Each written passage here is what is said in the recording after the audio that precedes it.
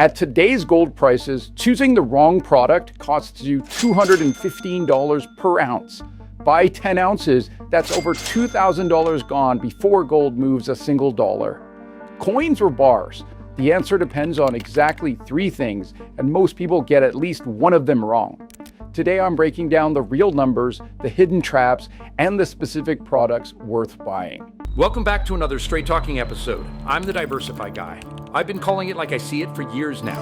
While traditional finance advice remains largely unchanged, I'm sharing information about alternative investment options that you might not know exist. Remember, do your own research. I'm not a financial advisor, just an enthusiast, so always consult with a financial professional before making investment decisions.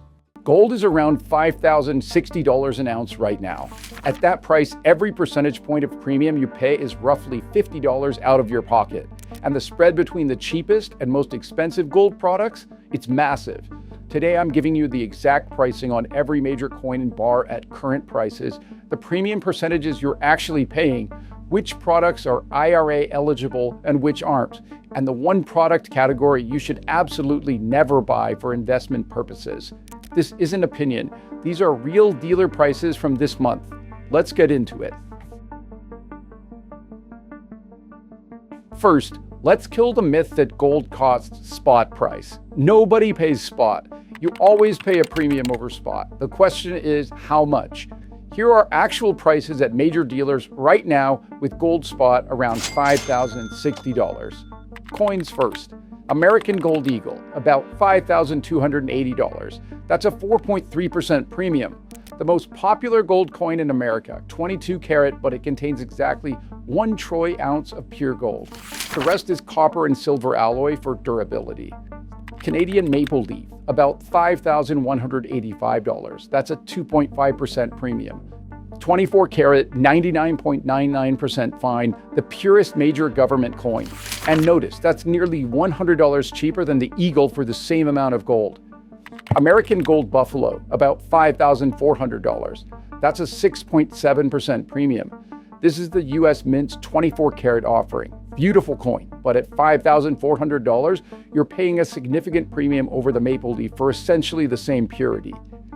South African Krugerrands, about $5,140. That's roughly a 1.5% premium. Cheapest major government coin, but there's a catch I'll get into in a minute. Now bars. A Pamp Swiss 1 ounce bar runs about $5,290, roughly 4.5% premium. Perth Mint, about $5,230, or 3.4%. Generic or secondary market 1 ounce bars, about $5,160, or 2%. And here's where it gets interesting. A 10 ounce generic bar, about 2.5% premium. A 1 kilo Valcambi cast bar, as low as 0 to 1% over spot, the absolute cheapest way to buy gold. But that's a $163,000 purchase. The bottom line, on a single ounce, choosing a Maple Leaf over a Buffalo saves you $215. Choosing a generic bar over a Buffalo saves you $240.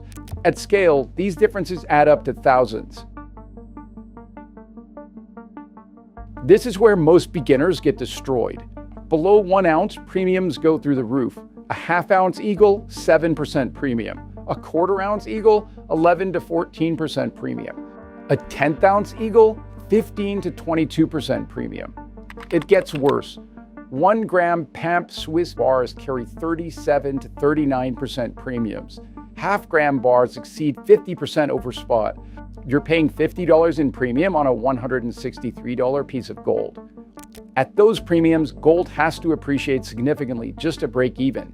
A 10th ounce gold Eagle at a 20% premium means gold needs to go from $5,060 to over $6,000 before you've even gotten back to zero. The rule is simple.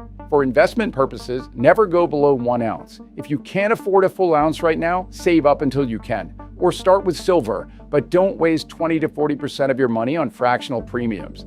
The one exception, the Valcambi Combi bar. It's a 50-gram gold bar pre-scored into 50 1-gram segments you can snap apart. Roughly 4% total premium. You get fractional flexibility without fractional pricing. Clever product. Here's something nobody thinks about until they need to sell. How easy is it to turn your gold back into cash? American Gold Eagles are the most liquid gold product in the United States, period. Every dealer, every coin shop, every pawn shop recognizes them. Typical buyback, 1 to 2% below spot. So your round trip cost, buying premium plus selling discount, is about 6 to 7%. Canadian maple leafs are arguably the most liquid coin internationally. Walk into a gold dealer in London, Dubai, Singapore, Hong Kong, they know the maple leaf. If you ever think you might sell outside the US, maple leafs are your play. Krugerrands have the broadest global recognition. They've been minted since 1967, but more on why that matters in a second. Now bars.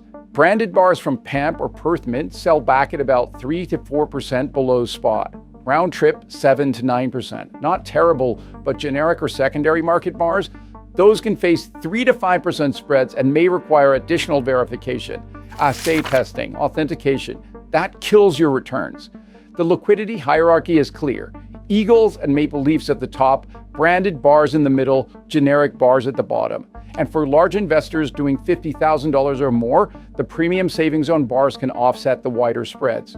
But for most people buying under $50,000 total, stick with coins.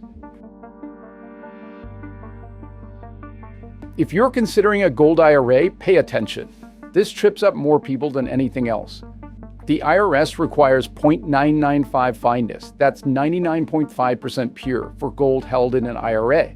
It must come from a National Mint or LBMA accredited refinery. Every 0.9999 fine product qualifies. Maple leafs, buffaloes, Philharmonics, PAMP bars, Perth Mint bars, all good. The American Gold Eagle gets a special exemption. Even though it's only 22 karat, 0.9167 fine, Congress specifically carved out an exception for it. So Eagles are IRA eligible despite being below the purity threshold. Now here's the trap. The South African Krugerrand is not IRA eligible. Same 22 karat purity as the Eagle, but no special exemption. I've seen people buy Krugerrands specifically for their IRA only to find out their custodian can't accept them. Expensive mistake. Also not eligible. Numismatic or collectible coins. Pre-1933 gold. Anything marketed for its rarity rather than its metal content. The IRS classifies these as collectibles and they're prohibited. For IRA investors, the sweet spot is American Gold Eagles for maximum recognition and liquidity, plus branded 1-ounce bars from PAMP or Valcambi for lower premiums. Mix both and you get the best of both worlds. I need to talk about this because it's the biggest scam in the gold industry and it targets exactly our demographic. Late night TV ads, dealer salespeople on the phone. They push rare coins, special editions, MS-70 certified coins carrying 20 to 40% or more in premiums over the melt value of the gold. They'll say things like, these coins have collector value above and beyond the gold, or rare coins are exempt from government confiscation. That confiscation argument is based on a 1933 executive order that specifically exempted rare coins. It has never been enforced since, and there's no indication it ever will be. Here's the reality. Those premiums almost never come back when you sell. You buy a rare eagle at 30% premium. When you sell, the dealer pays you based on melt value, the same as a standard eagle. That's 30% premium gone. It went into the dealer's pocket, not yours. For investment purposes, stick exclusively to standard bullion products. If someone is selling you on rarity or collector value or confiscation protection, they're selling you their margin, not your investment. Quick hit on storage because it matters. At $5,060 per ounce, 10 ounces of gold is worth about $50,600 and fits in the palm of your hand. That's an incredible value to size ratio and a real security risk.